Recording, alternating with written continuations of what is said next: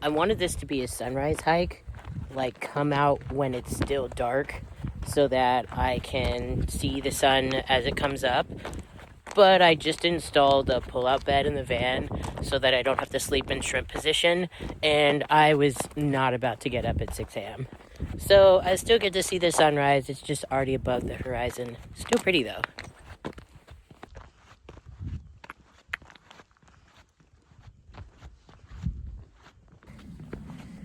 I also don't normally wear neon sunglasses everywhere I go, but I lost my normal ones at some point during the drive yesterday.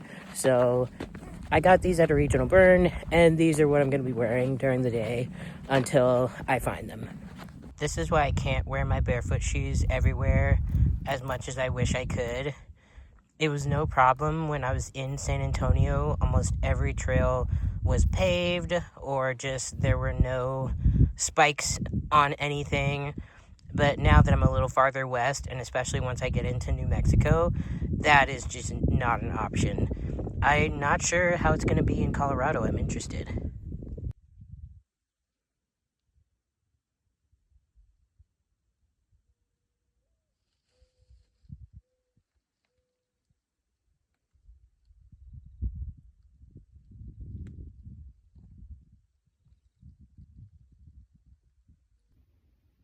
So I hiked 2.6 miles. I would have gone farther, but I got hungry and decided to come back and get some food.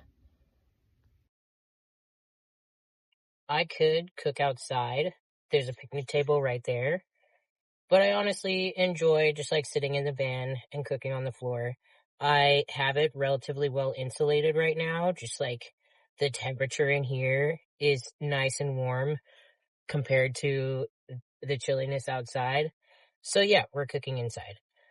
For some reason, the map makes it really hard to find this place. Like I've done the drive between Las Cruces and San Antonio so many times, but I feel like you're encouraged to just take the highway and avoid places like this.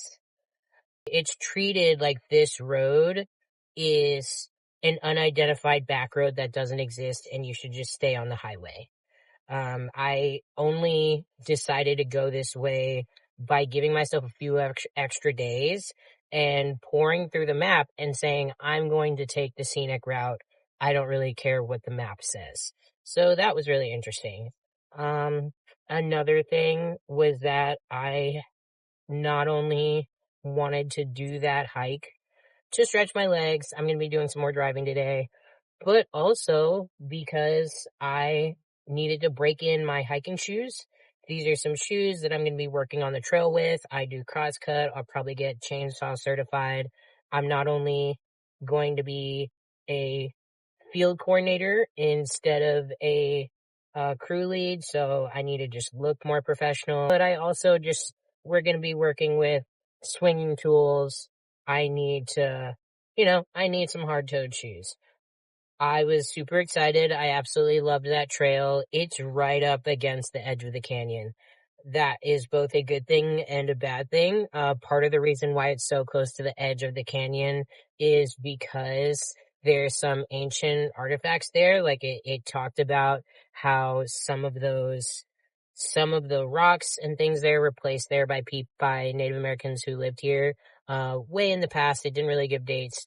But that was super exciting to learn about, and I think I found a fossil or two, but it was also just like really pretty. That's why I wanted to do a sunrise hike in the first place. The bad thing, I mean, I obviously didn't experience it, but there were people who probably loved the fact that it was close to the edge a bit too much, because the sheer amount of don't walk on the edge, you will fall off and die signs made me think that things have happened out here. So, it's kind of how it goes with trails like that.